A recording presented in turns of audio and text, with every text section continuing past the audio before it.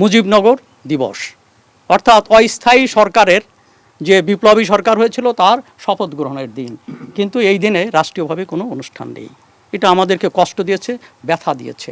আমরা সঙ্গতভাবে আশা করি মুক্তিযুদ্ধের চেতনার বক্তব্য রেখে যারা ক্ষমতায় এসেছেন তারা মুক্তিযুদ্ধকে সম্মান জানাবেন না, মুক্তিযুদ্ধের স্মৃতির প্রতি তারা ৭১-এর স্মৃতির প্রতি তারা সম্মান জানাবেন না, এটা হতে পারে না। আমার মনে হয় যে সরকার এর উদয় হবে এবং তারা এই ব্যাপারে কার্যকর পদক্ষেপ গ্রহণ করবেন। এবং আমাদের দাবি, আজকে আমরা কথা বলতে চাই না, আমাদের দাবি আমরা ঢাকাতে গিয়ে আমরা সংবাদ সম্মেলনের মাধ্যমে আমরা পুরো বিষয়গুলোকে জাতিকে অবহিত করব। তার আগে আমরা এতটুকু বলতে পারি, আমাদের দাবি হচ্ছে মুক্তিযুদ্ধের স্মৃতি সংরক্ষিত হোক, যেগুলো ধ্বংস হয়েছে আমি বলি ধ্বংস হয়েছে পুনর্নির্মাণিত হোক, এর সঙ্গে যারা জড়িত অপরাধী তাদেরকে বিচারের আওতায় আনা হোক এবং মুক্তিযুদ্ধকে সবার উপরে স্থান দিয়ে এবং মুক্তিযুদ্ধের স্মৃতি জড়িত দিবসগুলোকে যথাযোগ্য মর্যাদার সঙ্গে পালিত হোক, আমাদের এইটুকু দাবি।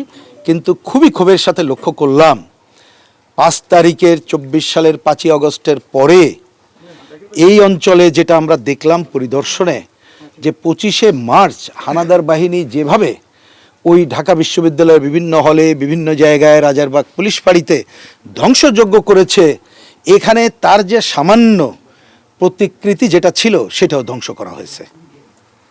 আমার প্রশ্ন হলো, সে সময় তো একটা সরকার ছিল, অন্তর্বর্তীকালীন সরকার, একটা সরকারের ছত্রছায়া ছাড়া বা প্রত্যক্ষ পরোক্ষ মদত ছাড়া এই ধরনের ঘটনা ঘটতে পারে না।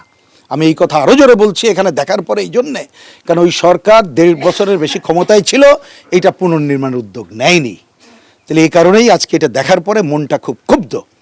আমি ইতিমধ্যে আমাদের নেতৃবৃন্দ বলেছেন, আমাদের প্রধান দাবি আর দেরি না করে যারা এই ঘটনার সাথে জড়িত তাদেরকে চিহ্নিত করতে হবে, বিচারের সম্মুখীন করতে হবে। তার আগে আমাদের মুক্তিযুদ্ধের স্মৃতিচিহ্ন পুনর্নির্মাণ করতে হবে।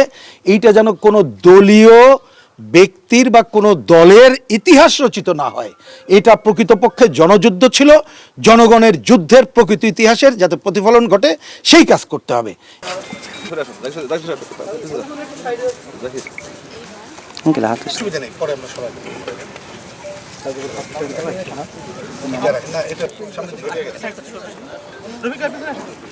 নিচের দিকে তাকান, ক্যামেরার দিকে তাকান, ও ভিডিও নিচ্ছে, ছবি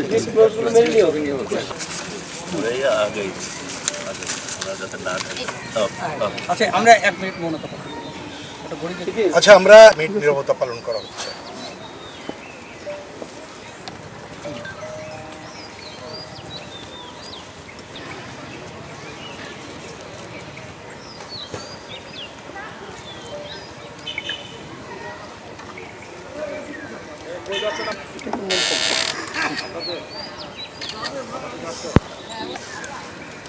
জি ধন্যবাদ সবাইকে। জানি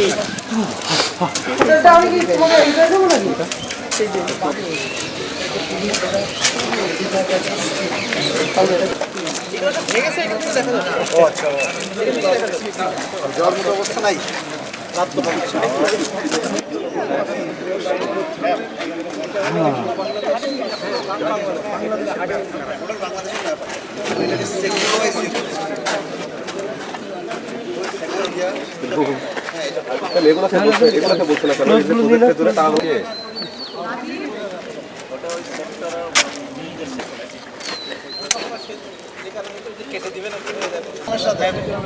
আরে বাবা আপনি ওইটুকু নেবেন, আপনি ওইটুকু নেবেন।